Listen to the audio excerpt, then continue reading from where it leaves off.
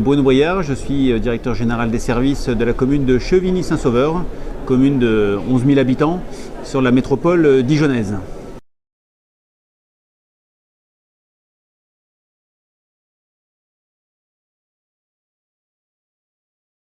Oui, alors effectivement, j'ai eu l'occasion, et c'est un vrai plaisir, de présenter la démarche qu'on a mis en œuvre avec ma collègue Céline Scovron, chargée de mission qualité de vie au travail à la mairie de Chevigny, sur une démarche globale qui est difficile d'ailleurs à présenter, puisque c'est une démarche qui traite de tous les pans de la prévention, qu'elle soit primaire, secondaire et tertiaire.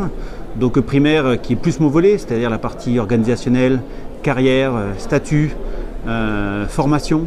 Et en fait la prévention secondaire et tertiaire qui relève plus du soin, le soin des agents, et sur la partie secondaire, formation, sensibilisation, notamment formation sur des notions de stress, gestion du stress et surtout la relaxation.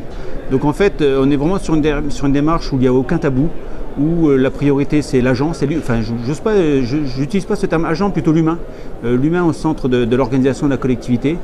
Donc à travers deux notions qui sont fortes, qui sont l'équilibre vie pro, vie perso. C'est-à-dire qu'il n'y a pas de lien, il n'y a pas de différence. On ne peut pas être mal dans sa vie perso et être bien au travail et vice-versa.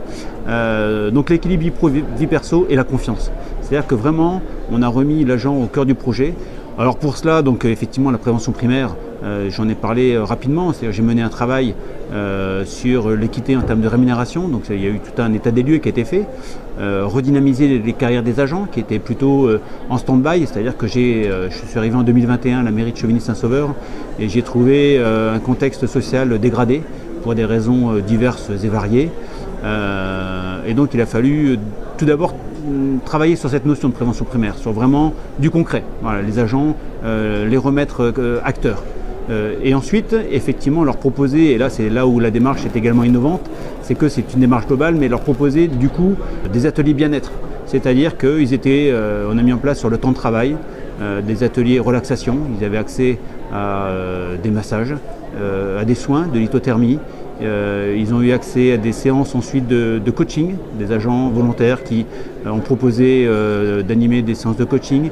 Ils ont eu accès à des ateliers de nutrition, parce que c'est quand même important dans le volet santé, des rendez-vous avec des naturopathes. Enfin, vous voyez, vraiment un traitement global qui avait pour but à la fois de redonner du sens à l'action des agents, vraiment du sens à l'action publique, parce que la situation, quand je vous parle de dégradation du climat social, c'était aussi en fait un cloisonnement des services.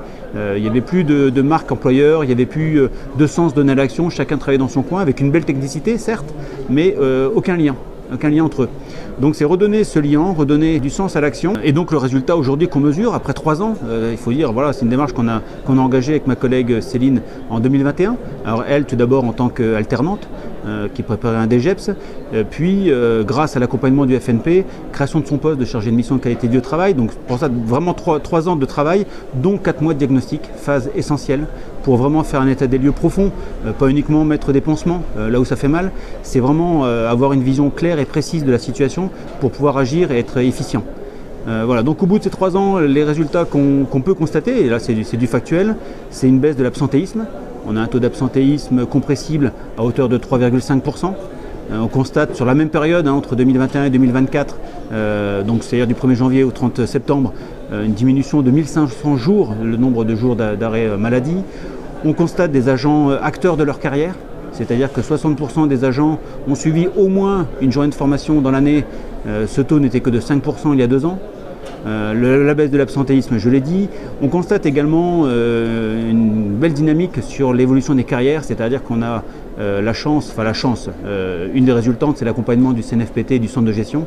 Et donc notre collectivité étant une petite collectivité, 185 agents, les évolutions de carrière dépendent du centre de gestion, notamment les dossiers de promotion interne. 4 agents ont pu bénéficier de ces promotions internes, c'était 0, 2 années de suite. Et après, au niveau avancement de grade, c'est 17 agents qui ont pu en bénéficier. Donc vous voyez, le ratio sur 185 agents est important. Donc voilà, on a vraiment redynamisé, on a redonné confiance aux agents. Mais la confiance, ça ne se décrète pas, il a fallu la gagner, il a fallu convaincre sur la sincérité de la démarche. Et on constate voilà, vraiment ces premiers résultats, je dis bien ces premiers résultats, au bout de 3 ans. C'est progressif, il y a encore du travail, mais les agents sont redevenus acteurs. Et un élément fort qu'on a mis en œuvre et qui a permis d'identifier des difficultés qui finalement étaient faciles à régler, c'était des rencontres sur le terrain C'est-à-dire que j'ai pris, en fait j'ai la double casquette DGS, DRH, et donc avec Céline, nous sommes allés à la rencontre de l'ensemble des services sur leur lieu de travail, afin d'échanger sans tabou, sans préparation, sur l'ensemble des sujets qu'ils souhaitaient évoquer. Donc ça a permis de régler les irritants qui étaient vraiment pour moi faciles à régler, pour eux c'était vraiment des obstacles forts.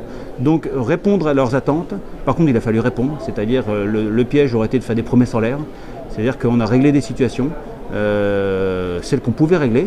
Après on a été également franc en disant là on n'y peut rien, ou alors ça va prendre du temps.